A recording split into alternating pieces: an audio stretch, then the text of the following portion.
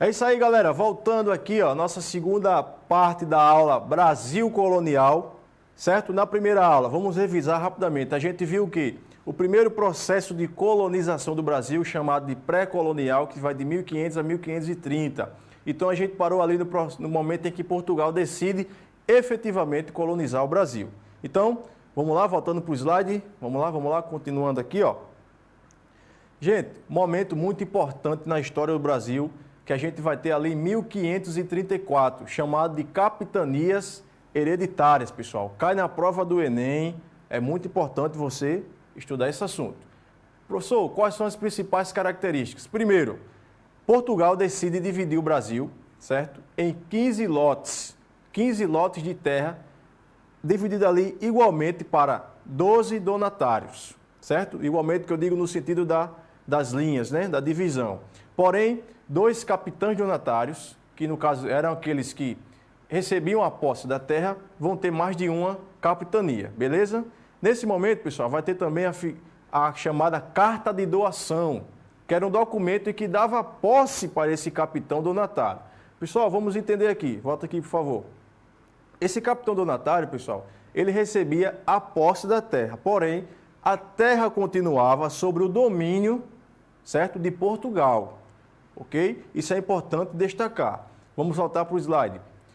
Outra característica, pessoal, é o surgimento também da Carta Foral, em que dava ali as diretrizes dos direitos e deveres dos donatários. Vamos analisar detalhadamente. Primeiro, quais são os direitos? Aplicar a justiça, certo? Escravizar os índios, doar sesmarias, que são grandes lotes de terras. Então, esses são os principais direitos. E os deveres? Fundar povoados, cobrar impostos e defender o território. Volta aqui para mim. Então, pessoal, esses são os principais aspectos ali do início desse processo chamado de capitanias hereditárias. Gente, é importante destacar que esse modelo de organização administrativa da colônia, Portugal já havia utilizado nas suas colônias nas Ilhas Atlânticas, por exemplo, na África, certo? Outro detalhe, pessoal, importante. Esse momento é que vai se estruturar ali, ó, a estrutura administrativa. Vamos voltar para o slide. O que é que vai acontecer, pessoal? Quero destacar o seguinte: as despesas seriam pagas por quem? Pelos próprios particulares. Então, ó, Portugal não teria nenhum custo com esse processo. Seria um investimento, vamos dizer assim, particular. Feito por quem? Pelos próprios donatários, ok? Gente, o que é que vai acontecer? Esse processo das capitanias hereditárias não vai dar certo, certo? Vai acontecer o quê? O fracasso das capitanias hereditárias. Quais os motivos que levaram ao fracasso da capitania hereditária? Primeiro, a distância da metrópole com a colônia. Volta aqui para mim, por favor. O que é que acontecia, pessoal? Como isso estava descentralizado, né? Existia vários mandatários ali distribuídos por todo o território. A dificuldade principal qual era? A comunicação. Lembre-se, a distância entre o Brasil e Portugal, colônia e metrópole. Se acontecesse um problema aqui no Nordeste, por exemplo, daqui que chegasse essa informação para Portugal, demoraria de 4 a 6 meses, certo? Então, é um dos principais fatores. Vamos voltar para o slide. Falta de recursos. Pessoal, isso é importante, como eu disse. Os recursos eram particulares. Nem todos os donatários tinham tanto dinheiro para investir nessas capitanias. E, por quarto ponto, a gente tem o quê? Ataque das nações indígenas. Gente, isso é muito importante. Volta aqui para mim, por favor. Ataque das nações indígenas. Os índios, com aquela relação que eu falei na primeira aula, da questão do escambo, com o tempo, Portugal vai exigindo mais desses índios, desses nativos.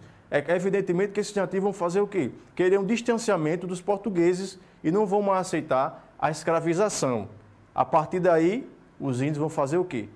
Atacar esses portugueses. Inclusive, tem nações indígenas que praticavam o quê? A antropofagia, né?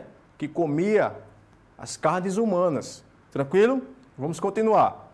Vamos para o slide.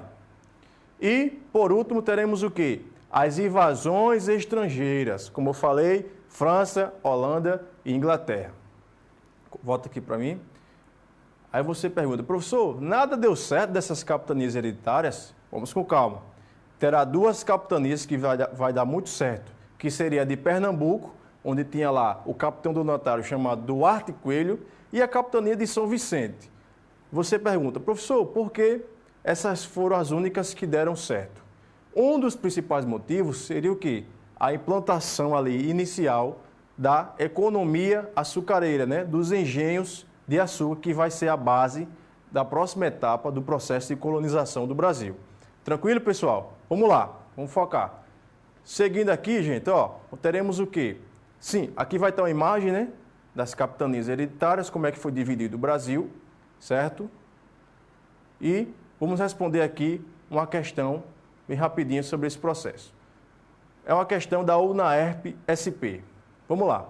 Em 1534, o governo português concluiu que a única forma de ocupação do Brasil seria através da colonização. Era necessário colonizar simultaneamente todo o extenso território brasileiro. Essa colonização, dirigida pelo governo português, se deu através da... Gente, volta aqui para mim, por favor. Acabamos de discutir. Questão muito simples para você apenas exercitar rapidamente. Como é que vai se dar o processo de colonização do Brasil? A gente viu o período pré-colonial, mas no que se refere ao que a questão está pedindo, é a forma de administrar todo o extenso, de colonizar todo o extenso território brasileiro. Vamos lá voltar para a questão. Então, ó, letra A criação da Companhia Geral do Comércio do Estado do Brasil. A gente nem falou disso aqui. Letra B, criação do sistema de governo geral e câmaras municipais. Poderia até ser, pessoal, se não fosse o ano. A gente vai discutir na próxima aula o próximo processo do governo geral com o fracasso das capitanias. Letra C, criação das capitanias hereditárias. Letra D, montagem do sistema colonial. E letra E, criação e distribuição das cismarias. Pessoal, resposta correta aí, ó, letra C, ok? Então, letra C vai ser a resposta correta. Gente, dando continuidade à nossa aula, veremos agora o quê? A questão do governo geral. Então, com o fracasso das capitanias, bota aqui para mim, por favor. Com o fracasso das capitanias, teremos a criação do governo geral em 1549. O que é que vai acontecer? Portugal percebeu que a descentralização do poder dentro da colônia gerou o fracasso das capitanias hereditárias. Portanto, Portugal decide colocar um governador geral e um governo geral aqui no Brasil. Vamos ver as características. Primeiro, centralização política administrativa, acabei de falar. Segundo, correção dos erros cometidos, né, lá nas capitanias hereditárias, ok? Nesse processo, pessoal, também do governo geral, desculpe, teremos o quê? A criação de cargos auxiliares. Vamos analisar bem aí no slide. Ó. Ouvidor-mor, que se refere à justiça. Provedor-mor, que vai cobrar os impostos. E o capitão-mor, que será responsável pela defesa. Do outro lado do slide, pessoal, vocês observam aí, ó, o primeiro governador geral, Tomé de Souza, que vai governar de 1549 a 1553. Portanto, ele vai fundar ali, em Salvador, a sede do governo. E neste momento, corta aqui para mim, por favor. Neste momento, pessoal, Salvador será a primeira capital do Brasil e sede do governo geral, ok? Vamos lá, continuando no slide. Ampliação de engenhos. Vamos lembrar, pessoal, volta aqui para mim, por favor. Vamos lembrar, como eu falei lá nas capitanias hereditárias, São Vicente e Pernambuco foram as unas que deram certo. Por quê? Porque, dentre outros fatores, implantaram os engenhos de açúcar. Portanto, Portugal percebeu que seria um dos processos importantes de dar continuidade. Então, ampliação dos engenhos de açúcar. Tranquilo? Vamos lá, voltando. Busca de metais preciosos. Já discutimos isso aqui efetivamente. Portugal queria metais preciosos a todo custo. Esse era o principal foco da colonização. Combate aos índios. Gente, como eu falei, está aqui para mim, como eu falei, o combate aos índios vai ser importante, porque eles vão, a partir de certo momento, eles vão o quê? Lutar contra a sua escravização. Portugal estava tentando escravizar os índios depois daquele processo do escambo. Então, os índios vão tem um acirramento entre a relação dos portugueses com os índios. Então, uma das prerrogativas do governo geral era o quê? O combate às nações indígenas, combate aos índios, ok? Vamos lá, voltando para o slide. Criação do primeiro bispado do Brasil. E, por último, a vinda dos jesuítas. Pessoal, vamos lá, analisando aqui. Nesse momento, nós teremos o quê? A chegada dos jesuítas, a Companhia de Jesus. No momento em que os indígenas estão ali, ó, tentando uma relação com animosidades, o governo de Portugal vai tentar, a todo custo, catequizar esses indígenas, ok? Então, esse vai ser um processo muito importante da chegada dos jesuítas aqui no Brasil. Vamos lá, continuando no slide, vamos lá. Pessoal, segundo o governador-geral, teremos quem? Duarte da Costa, 1553, 1558. O que é que vai acontecer durante o seu governo? Vamos lá, olhando para o slide. Atritos entre colônios e jesuítas. Então, vai ter um atrito entre esses colônios e jesuítas. Por quê? Vamos voltar para mim. Volta aqui para mim, por gentileza. O que é que vai acontecer? Como eu falei, os jesuítas vão chegar aqui para colonizar os índios, catequizar os índios. Nesse processo, pessoal, no momento em que os índios se convertiam ao cristianismo, a noção dos jesuítas era o quê? Eu não posso apoiar a escravização desse índio que agora é cristão. Por quê? Eles agora são nossos irmãos. Era uma das concepções dos jesuítas. Então, os jesuítas foram contra, em grande medida, contra a escravização dos indígenas, certo? Vamos lá? Seguindo aqui. Atrito com os índios, já discutimos. Invasão de franceses, pessoal, importante aí, ó. No Rio de Janeiro, como eu falei, muitas invasões dos franceses aqui, como vai ocorrer no Rio de Janeiro. Por fim, o governador-geral Mendes Sá, que vai governar de 1558 a 1572. O que aconteceu no governo dele? Restabelecimento da paz interna e expulsão dos franceses do Rio de Janeiro. Tranquilo? Pessoal, voltando aqui à nossa aula, vamos lá, dando continuidade à nossa aula, iremos falar agora das câmaras municipais, que estará ligado diretamente à criação do governo geral. Gente, quais são as características dessas câmaras municipais? Primeiro, instâncias de poder local. Pessoal, corta aqui para mim. Pessoal, vamos analisar isso aí. Instâncias do poder local. O que aconteceu? O governador-geral seria a figura principal nesse modelo administrativo da coroa portuguesa, certo? E a Câmara Municipal seria ali o poder local, dentro daquelas próprias capitanias que já havia sido dividida, beleza? Segunda característica, vamos lá no slide.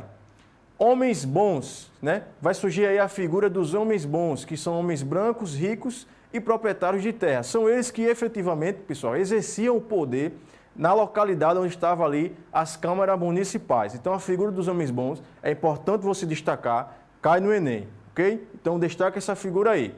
Terceiro, ó, inúmeras atribuições. Quais são as atribuições das câmaras municipais? Primeiro, ó, nomeação de servidores locais. Segundo, papel de polícia local. Terceiro, verificação do peso e do preço das mercadorias, pessoal. Isso é muito importante. E, por último, ó, legislavam em poder em nível local. Bota aqui para mim.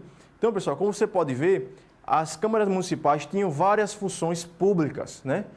Ali que estavam sobre a tutela, sobre a coordenação do governador-geral. Evidentemente, pessoal, que todas as atribuições vão causar nos homens bons uma noção de poder maior, a ponto de quererem ter mais poder do que o governador-geral. Mas aí a gente não vai discutir isso aqui, pois são discussões mais longas e não cai no Enem. Tranquilo, pessoal? E para terminar a nossa aula, pessoal, vamos analisar agora mais uma questãozinha para a gente fechar, ok? Então vamos lá, questão da FESO RJ. Vamos lá. O governo geral foi instituído por Dom João III em 1548, 1549, para coordenar as práticas colonizadoras do Brasil. Ó, perceba, coordenar. Beleza? Então, ó, constituíram estas últimas em dar às capitanias hereditárias uma assistência mais eficiente e promover a valorização econômica e o povoamento das áreas não ocupadas pelos donatários. As afirmativas abaixo identificam corretamente algumas das atribuições do governo geral, à exceção de... Então, pessoal, ele quer o quê? a incorreta, a questão incorreta. Então, letra A, estimular e realizar expedições desbravadoras das regiões interiores, visando, entre outros aspectos, a descoberta de metais preciosos. Letra B, visitar e fiscalizar as capitanias hereditárias e reais, especialmente aquelas que vivenciavam problemas quanto ao povoamento e a exploração de terras. Letra A e letra B, tudo ok até agora, gente. Letra C, distribuir sesmarias, particularmente para os beneficiários que comprovassem rendas e meios de valorização economicamente as terras recebidas. De valorizar, economicamente as terras recebidas. Tudo certo também. Letra D, regular as alianças com tribos indígenas, controlando e limitando a ação das ordens religiosas, em especial da Companhia de Jesus. E letra E, organizar a defesa da costa e promover o desenvolvimento da construção naval e do comércio e cabotagem. Corta aqui para mim, por favor. Gente, de todas aí, vocês podem perceber que a letra E. A letra E está correta, porque não tem a montagem de uma construção naval, não existe isso. E nem muito menos o comércio de cabotagem, ok? Então, pessoal, espero que vocês tenham gostado. Foco no Enem que o resultado vai vir. Isso aí. Valeu!